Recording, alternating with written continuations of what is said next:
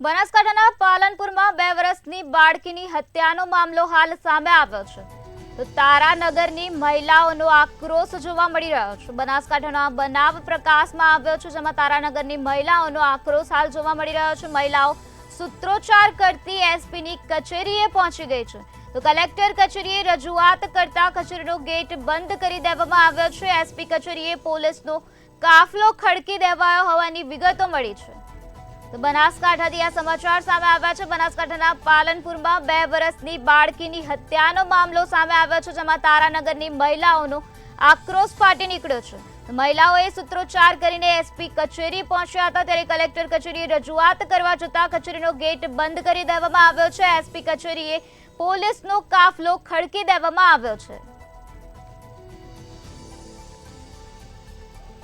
SP કચેરીએ હાલ પોલીસનો ચુસ્ત બંદોબસ્ત ગોઠવી દેવામાં આવ્યો છે. એસપી કચેરીએ પોલીસનો કાફલો ખડકી દેવામાં આવ્યો છે. તારાનગરની મહિલાઓમાં આક્રોશ ફાટી નીકળ્યો છે. મહિલાઓએ સૂત્રોચ્ચાર કરતી એસપી કચેરીએ પહોંચી ગઈ છે.